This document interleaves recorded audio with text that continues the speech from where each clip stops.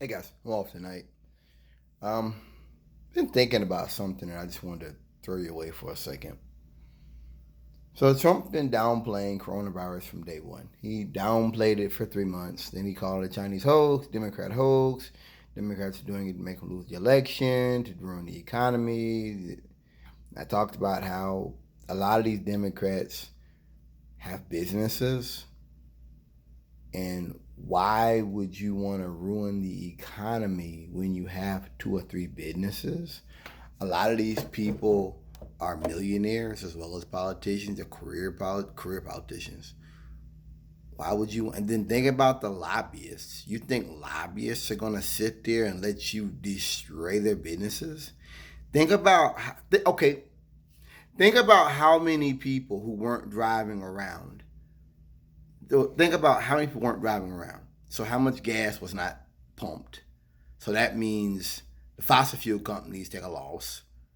I mean, think about how many businesses went under. Just even if you don't believe me, say I'm lying. You don't believe me. These guys have businesses. A lot of these people in Congress are millionaires. They've been millionaires, career politics. Say you don't believe none of that. The corporations. You think the lobbyists are going to allow a politician to do that to them? Think about all these businesses that had to lay folks off.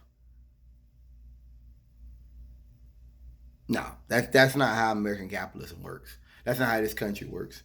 And I'm not gonna subject. So I was thinking about just Trump getting sick, Trump downplaying the pandemic, and how we're supposed to all just stop what we're doing and feel bad for Trump. This is another example of Trump abusing the authority of president. Like he's a president, so you should treat him like one, even though he doesn't act like one, and he's done that from day one. Um, I was thinking about how you can downplay a pandemic. He's made fun of Joe Biden wearing masks, talking about at the debate I saw, I think it was the last one, where he was like, "Oh well, look at Joe Biden wearing the biggest mask I've ever seen, and he could be 1,000 feet away from people not wear a mask."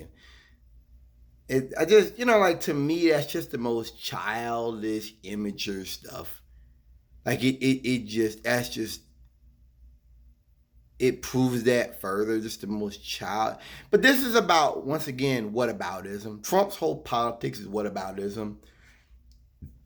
It's like conservatives, talking about gay people and stuff. It's all about making fun of people and making fun of you and oh, this is bullshit. And that's it's all this childish stuff. Once again, that is designed for the boomers, because Trump is not a president for us. He's a president for boomers. He's a president for people who can, so he can continue living a life they had in the 80s and the 90s, and that none of that is altered anyway. So that means no masks.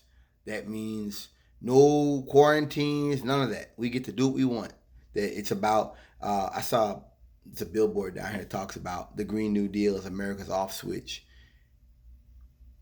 Well, America needs an off switch. And in a way, that's what the pandemic showed us, that we have to be able to stop during emergencies. I don't believe that America is just trained that just should operate with complete ignorance of others and how they live. Like if that's the America you're fighting for, that is Trumpism right there.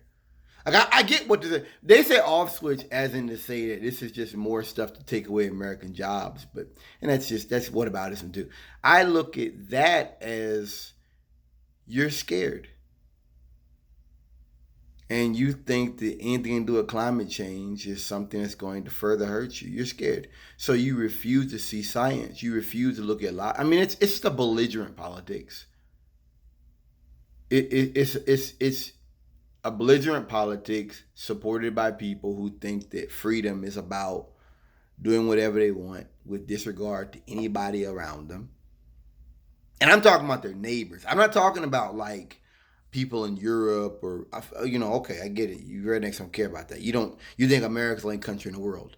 But this is about a politics and a culture of ignorance, a politics and politics of cruelty, and a politics of basically fuck everybody else. You talk making the owning the libs. you're really owning everybody. Like that's what I see. You're like a person that's a drunk in a bar, and everybody's like, "Hey man, you've been around a drunk in a bar, talking real loud, trying to pick fights." That is what I see MAGA as: the drunk guy in the bar trying to pick a fight with everybody, and this is America. You need to speak English and grab women and stuff. This is MAGA is the weird guy at the bar that they told him like 5-10 minutes ago he's too drunk to serve anymore, and they're calling the police, and he's just like, I don't care, I don't care, and trying to tip the bartender, thinking that if I just give you some more money it'll go away, not realizing that no, you're going to go to jail. Like, you're going to have a problem. We want you to leave. We don't want to. Do you know the reality about Republicans and COVID and the whole ignorant response is that by them saying we should feel bad for Trump, they are in essence justifying everything Trump has done. I thought they'd be smarter than this, and I thought that there would be some kind of we are not the party of Trump. No, they are. They're doubling down on it and pulling out of the stimulus talks. Great example. Great example of that. I mean, you already seen the stock market, go haywire. This is just more of the empire collapsing. All these businesses, all this stuff. Like, you think that's not going to hurt you, Republicans? I'm talking to you. You think that, it's just more elitist, white shoe boy bullshit. And Trump talked about draining the swamp. He just stocked it with his own alligators. I'm up here in Shippensburg, Pennsylvania, Harrisburg. I'm surrounded by crackers. I'm surrounded by Trump signs everywhere I go. And they're Trump supporters I work with, but they're kind of sneaky, like with the masks and stuff. They're sneaky. But they are. My thing is just that this whole thing is based upon the idea that what Trump is doing, what Republicans are doing, and they've been doing, is justified. This is normal behavior. It's kind of like a guy that beats his wife and breaks in the house like once a week, like when she locks him out because he beat her so bad, and then like takes her out the next day or something. Like, this is what Republicans are basically. This is what they are. This has never been the West Wing. It's always been this bad. And like I said about Charlotte, I told you guys the idea that Lindsey Graham or anybody would make Trump show some type of a reaction to Charlottesville. No, that's not what the Republican Party is anymore. It's just not. Like, I realize now that not that I was wrong, but just that I didn't understand what they are, who their base is, what their motives are, and now I do. I'm not trying to obtain sympathy from fascists and from Nazis, because that's who their base is, that's who they're playing to, that's who they want to play to. This is why I'm a socialist. I'm not trying to fix this shit. I'm Blaxit? Yeah, I'm a socialist. I'm not a Democrat, guys. I'm not down. That's not what I'm doing here. Because liberalism is about trying to fix the government and go back to the status quo, which wasn't ever that good for us, minorities. It was never that good.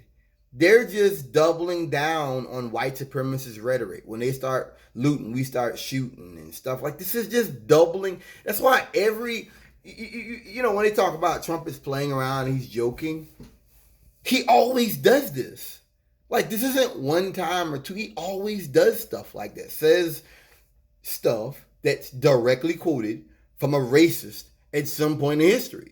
Bull Connor and that Heatley guy, the Clarence guy or whatever from Miami Police Park back in the 60s, bragging about police brutality.